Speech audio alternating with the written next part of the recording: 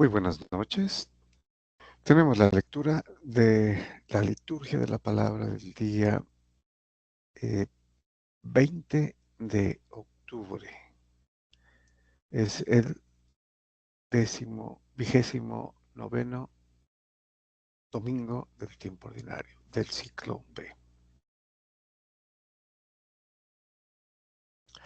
Muy bien, entonces vamos a nuestras lecturas de la liturgia del domingo 29. Bueno, ya tenemos la pantalla compartida. Ahora vamos a la primera lectura. Bueno, tenemos la lectura del libro del profeta Isaías, capítulo 53, versículos del 10 al 11, que es lo que se conoce como el cántico del siervo de Dios. Bueno, nos dice entonces el profeta Isaías: el Señor quiso triturarlo con el sufrimiento y entregar su vida como expiación. Verá su descendencia, prolongará sus años. Lo que el Señor quiere prosperará por su mano. Por los trabajos de su alma verá la luz. El justo se saciará de conocimiento. Mi siervo justificará a muchos porque cargó con los crímenes de ellos. Bueno, entonces este salmo es precisamente mesiánico y es lo que la historia ha enseñado a través de 2000 años, ¿no? La Iglesia Católica en su doctrina recurre a estos, son 4 cánticos del siervo de Dios, ¿no? 42, 49, 50 y 53. Estamos en el cuarto de ellos, ¿no? Y obviamente se refiere a Jesucristo, ¿no? El cántico del siervo del Señor, quien se entrega, ¿no? Y justifica, redime a muchos, cargando con sus crímenes. Entonces es una alusión directamente al Mesías, ¿no? Al Señor Jesús. Desde el Antiguo Testamento tenemos por eso Isaías capítulo 53. Muy bien, vamos al Salmo responsorial. Tenemos el Salmo 32, cuyo responso es: que tu misericordia, Señor, venga sobre nosotros como lo esperamos de ti. Bueno, es un salmo eminentemente sapiencial que destaca, ¿no?, la omnipotencia de Dios. Es un poema, como de todos los salmos, ¿no?, la mayoría de ellos. Entonces veamos el lirismo de este salmo. Dice el salmista: la palabra del Señor es sincera y todas sus acciones son leales. Él ama la justicia y el derecho, y su misericordia llena la tierra. Los ojos del Señor están puestos en sus fieles, en los que esperan su misericordia, para librar sus vidas de la muerte y reanimarlos en tiempo de hambre. Bueno, podemos aquí encontrar un común denominador: la misericordia del Señor, ¿no?, que tiene una conexión directa con la lectura que acabamos de hacer del Cántico del Siervo de Dios, ¿no?, del capítulo 53 de el profeta Isaías.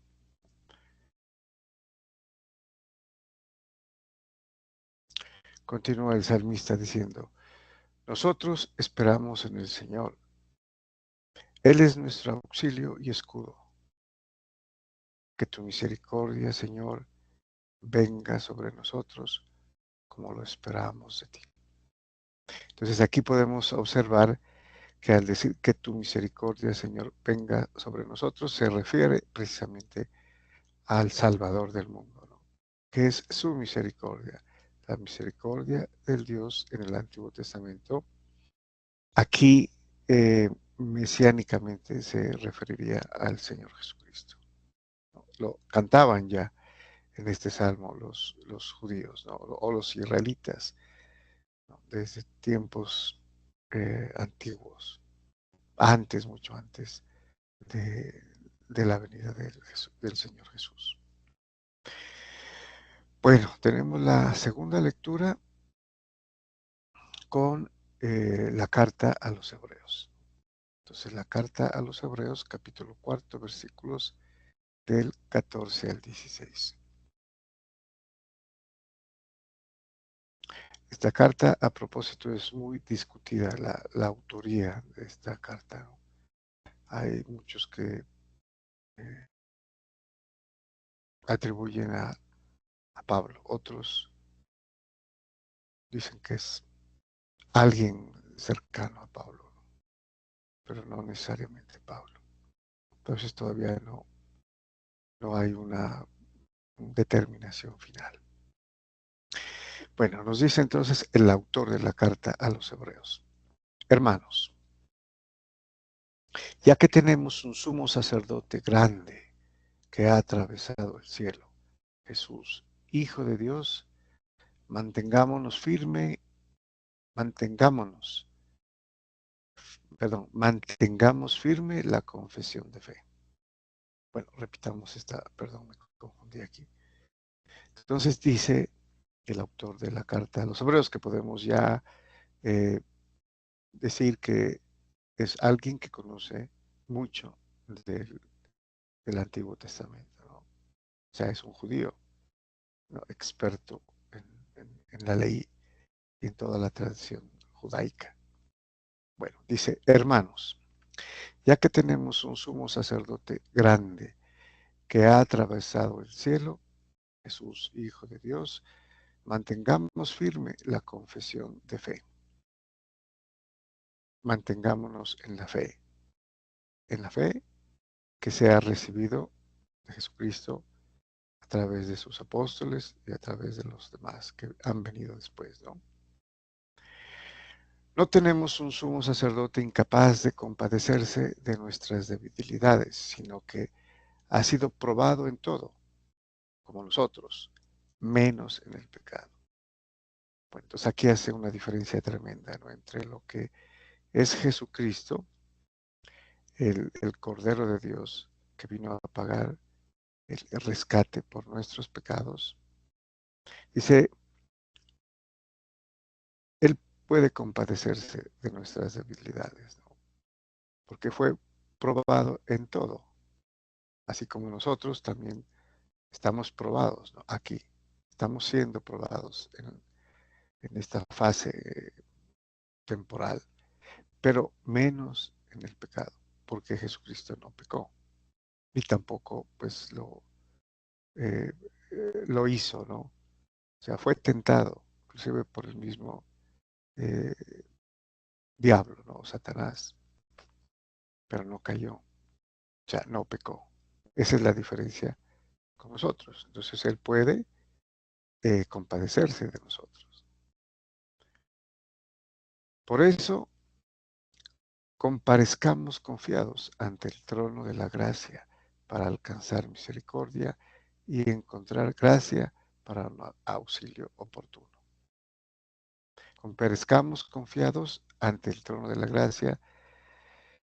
Nos dice que vayamos con esperanza, con fe, porque podemos alcanzar misericordia de aquel que fue probado en todo y que se entregó por nosotros para salvarnos, para rescatarnos del pecado. Y así encontraremos misericordia. O sea, el término misericordia aquí es recurrente, ¿no? En las lecturas que hemos realizado. Vamos al Evangelio del día. Tenemos la lectura del Evangelio según San Marcos, capítulo 10, versículos del 35 al 45. Muy bien, este pasaje es también conocido, ya lo hemos visto en la versión del Evangelio según San Mateo, con algunas pequeñas diferencias, ¿no?, que vamos a comentar.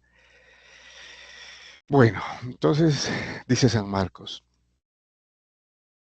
en aquel tiempo se acercaron a Jesús los hijos del Zebedeo, Santiago y Juan, y le dijeron: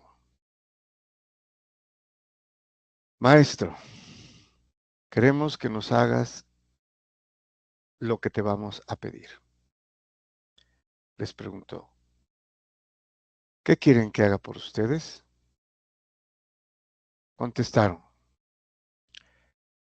concédenos sentarnos en tu gloria, uno a tu derecha y otro a tu izquierda. Bueno, en el Evangelio según San Mateo, es la mamá de los Zebedeos, ¿no?, la que le dice a Jesús que les conceda a sus dos hijos sentarse uno a la izquierda y otro a la derecha y a la izquierda de su reino, ¿no? Ahí se utiliza el término reino. Aquí es en tu gloria. Bueno, y obviamente que la respuesta es la misma, ¿no?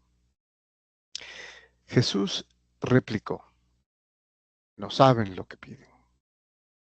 ¿Pueden beber el cáliz que yo he de beber o bautizarse con el bautismo que yo me voy a bautizar? O sea, pueden sufrir el, el martirio prácticamente, ¿no?, y hacer lo que solamente Jesucristo puede hacer, ¿no? Porque recuerden la lectura anterior, ¿no? Todo excepto en el pecado. Y claro, ellos no estarían, ¿no?, para hacerlo porque eran pecadores, como todos nosotros, ¿no? Pero además les está mencionando que si pueden beber el cáliz que beber de la muerte, ¿no?, eh, el martirio que va a sufrir, y también el de, además, bautizarse con el bautismo de sangre, que se llama, ¿no? Pero este bautismo es un bautismo redentor, que satisface por los pecados cometidos por la humanidad.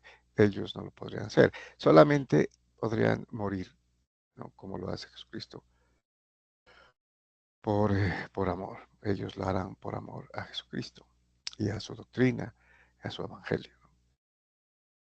Entonces, contestaron: podemos. Jesús les dijo: el cáliz que yo voy a beber, lo beberán, y serán bautizados con el bautismo con que yo me voy a bautizar.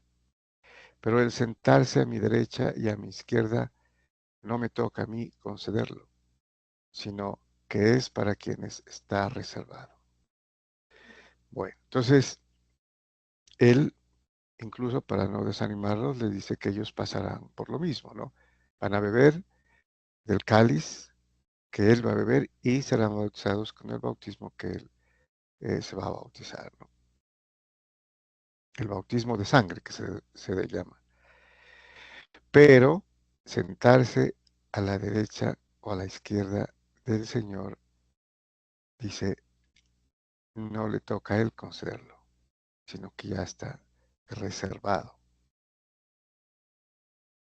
Entonces, les da prácticamente la misma respuesta, ¿no?, en esta versión que en la del apóstol San Mateo. Muy bien. Ahora sigue la enseñanza, ¿no?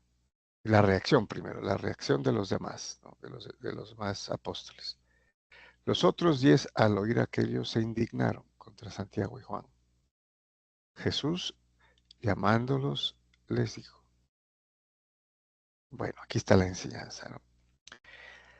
Saben que los que son reconocidos como jefes de los pueblos los tiranizan y que los grandes los oprimen. No será así entre ustedes. Y obviamente les da el ejemplo de él, ¿no? Los jefes, los gobernantes, los reyes de esos pueblos en esa época los tiranizaban, los tenían como siervos, esclavos, ¿no? Y trabajaban para el rey, y los gobernadores y administradores, los jefes, ¿no? Emperadores, todos se servían de los siervos, ¿no?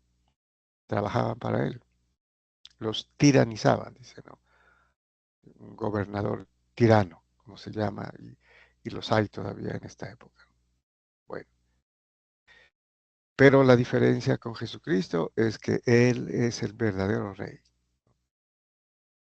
El verdadero porque el rey que muere por los demás, ¿no? O sea, es lo contrario de la tiranía, de la opresión. Un gobernante o un rey que es rey del universo, que da la vida, no oprime, no tiraniza, sino que da la vida por los demás para hacerlos libres. Entonces les dice, no será así entre ustedes. No, no ambicionen eso, lo que han ambicionado tal vez, pues, porque era la cultura de la época, ¿no? En un reinado, eh, digamos, de tipo humano, político, militar, si se quiere. Bueno, y entonces les dice, el que quiera ser grande entre ustedes, que sea su servidor. Y el que quiera ser primero, sea esclavo de todos, porque el Hijo del Hombre no ha venido a ser servido, sino a servir y a dar su vida en rescate por muchos. A dar la vida por toda la humanidad que estaba perdida, ¿no? Sí. Entonces ese es el verdadero rey, nuestro rey que nos ha rescatado. Entonces tenemos que imitar a ese rey, ¿no? Que hace 2000 años murió por nosotros y que vino no a ser servido, sino a servir, para servir. Muy bien, muchas gracias y bendiciones.